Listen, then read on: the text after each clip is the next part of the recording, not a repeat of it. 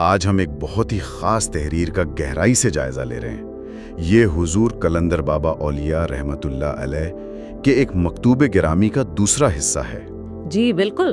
یہ کسی صاحب کے کچھ سوالات تھے، ان کے جواب میں لکھا گیا تھا، اور اس میں انسانی سمجھ بوجھ، کائنات کی اصل حقیقت اور ہماری اپنی جو چھپی ہوئی صلاحیتیں ہیں نا، ان کے بارے میں بڑے گہرے راز ہیں۔ بالکل، ہمارا مقصد یہی ہے کہ ان نکات کو، ان کی بصیرت کو ذرا کھول کر سمجھیں۔ ٹھیک، تو یہ حصہ ہمیں دعوت دیتا ہے کہ اپنی روزمرہ کی سوچ سے ذرا آگے بڑھیں۔ جی، یہ علم حضوری کی بات کرتا ہے، کائنات میں پھیلے ہوئے ایک نور کا ذکر ہے اور انسان کے اندر ایک خاص ذوق کی۔ تو آئیے ان چیزوں کو دیکھتے ہیں۔ اچھا، تو مکتوب شروع کہاں سے ہوتا ہے؟ پہلا نقطہ کیا ہے؟ اندازے ہیں، مفروضے ہیں۔ مطلب پکی بات نہیں ہوتی؟ نہیں، کیونکہ ہمارا حافظہ اتنا نہیں کہ ہر چیز کو ویسے کا ویسا محفوظ رکھے۔ تو مکتوب کہتا ہے کہ اصل علم وہ علم حضوری ہے۔ علم حضوری یہ کیا ہے؟ دیکھیں، کائنات تو معلومات سے بھری پڑی ہے، ایک طرح کا نور ہے جو ہر طرف ہر قسم کی اطلاع لیے پھر رہا ہے۔ اچھا، لیکن ہم انسان کیا کرتے ہیں؟ اپنی غرض، اپنے مطلب کی وجہ سے اس میں سے صرف ایک چھوٹی سی ٹوٹی پھوٹی مسخ شدہ اطلاع پکڑتے ہیں، یاد رکھتے ہیں، باقی سب رد کر دیتے ہیں۔ تو جو ہم یاد رکھتے ہیں وہ اصل نہیں ہوتی؟ پوری طرح اصل نہیں ہوتی، مسخ شدہ ہوتی ہے، اور یہی ادھوری ٹوٹی پھوٹی معلومات ہمارے تجربات بناتی ہیں، ہماری عادتیں، ہمارے مشاہدے۔ حقیقی علم یعنی علم حضوری وہ ہے جو اس فلٹر کے بغیر براہ راست حاصل ہو۔ حضور قلندر بابا اولیاء رحمت اللہ علیہ اسی فرق کو واضح فرما رہے ہیں۔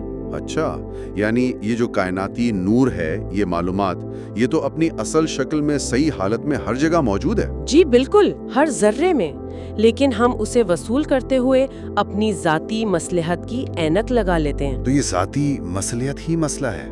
بالکل، مکتوب میں یہی کہا گیا ہے کہ حقیقی فہم کے لیے نا غیر جانبداری چاہیے اور استغنا چاہیے۔ استغنا مطلب بے نیازی؟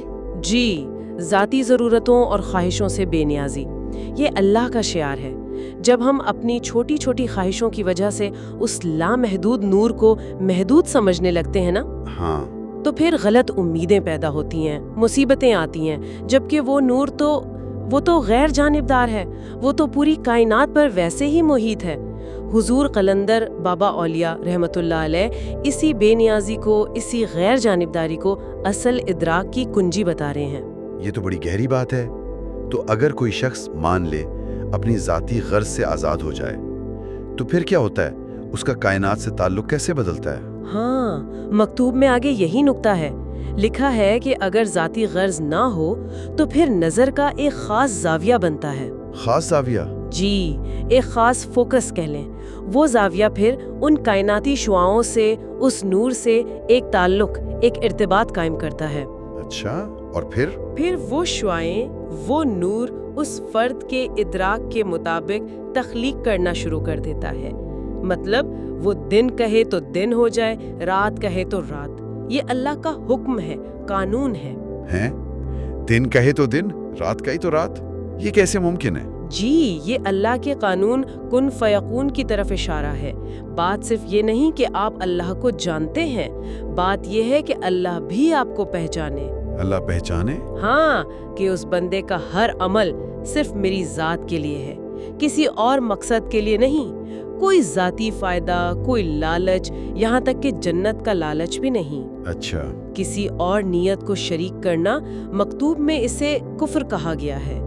حضرت عمر رضی اللہ عنہ اور حضرت اویس قرنی رضی اللہ عنہ کا جو واقعہ ہے نا، وہ اسی گہرے تعلق کی مثال ہے۔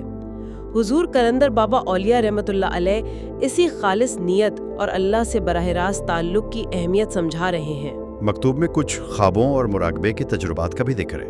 جی ہاں، کچھ باطنی تجربات کا ذکر ہے، جیسے ایک خواب ہے اماں بابا جی اور ساحل کا، جو زندگی کے راستوں اور رہنمائی کی تلاش کی طرف اشارہ کرتا ہے۔ ایک اور خواب ہے قبلہ بدر صاحب والا، جس میں مستقبل میں غیبی مدد اور کامیابی کی بشارت ہے۔ اچھا، اسی طرح مراقبے کے تجربات جیسے جسم کا ہلکا ہو جانا یا کسی مکان کا تصور میں بالکل واضح ہو جانا، یہ سب ظاہر کرتے ہیں کہ انسان کی پہنچ عام حواس سے کہیں آگے تک ہے۔ حضور قلندر بابا اولیاء رحمۃ اللہ علیہ ان تجربات کو ہماری اندرونی حقیقی استعداد کا ثبوت بتاتے ہیں۔ اس میں قرآن کی ایک آیت کا بھی حوالہ ہے، البقرہ کی آیت 2 اور 3، غیب پر ایمان لانے والے متقین۔ یہاں ایمان کا مطلب ذوق بتایا گیا ہے، یہ کیا بات ہوئی؟ جی، یہ بہت اہم نکتہ ہے۔ یہاں ایمان کو صرف مان لینا نہیں کہا گیا، بلکہ اسے ذوق کہا گیا ہے، مطلب اللہ کی معرفت کا ایک فطری اندرونی شوق، ایک لگن۔ اچھا، ایک نیچرل انکلینیشن۔ بالکل۔ اور متقین کون ہیں؟ وہ جو اس ذوق کے معاملے میں بہت محتاط ہیں، بہت توجہ رکھتے ہیں۔ تو یہ ذوق کیا چیز ہے پھر؟ یہی ذوق اصل میں حیات چشمہ ہے، لائف سٹریم۔ یہ ایک ایسی بنیادی فطرت ہے جس کی نہ کوئی حد ہے، نہ وزن، نہ فاصلہ۔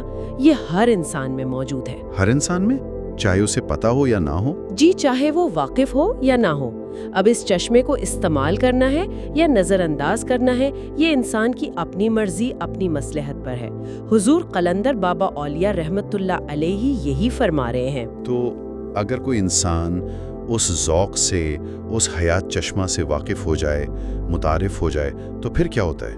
تو پھر مکتوب کہتا ہے وہ خود ذوق بن جاتا ہے۔ خود ذوق بن جاتا ہے؟ جی، ایسا انسان پھر کائنات میں آزاد ہے، اللہ کا نائب ہے، فرشتوں کا سردار ہے۔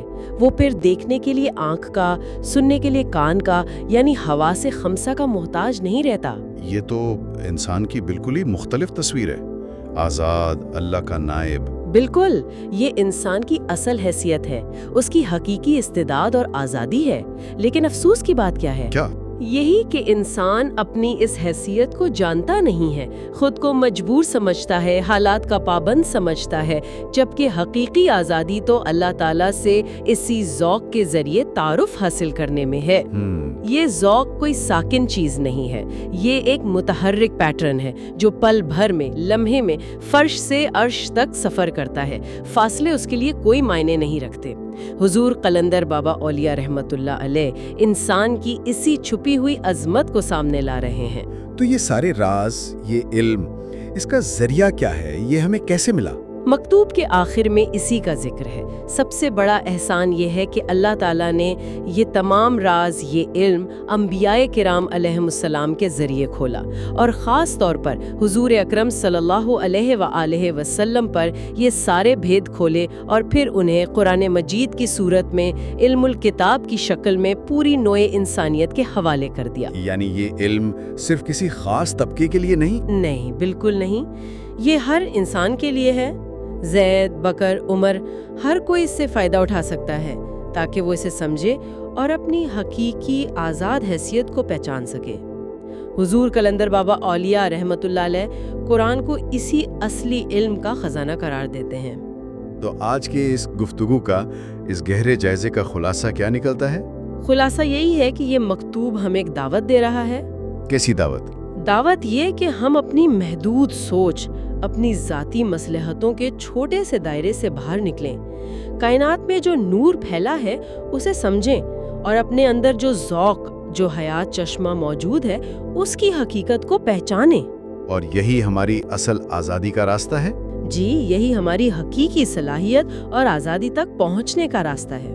بہت خوب۔ اور ایک آخری بات سوچنے کے لیے چھوڑ جاتے ہیں۔ جی ہاں۔ اگر یہ ذوق، یہ حیات چشمہ ہمارے اندر پہلے سے ہی ہے، تعارف سے بھی پہلے، اور یہ وقت اور جگہ کی قید سے بھی آزاد ہے، تو ہماری روزمرہ زندگی میں وہ کون سے چھوٹے چھوٹے، لطیف سے، غیر محسوس سے تجربات یا احساسات ہو سکتے ہیں جو انجانے میں ہمیں اس کی موجودگی کا ہلکا سا اشارہ دیتے ہوں۔ یہ واقعی ایک قابل غور نقطہ ہے۔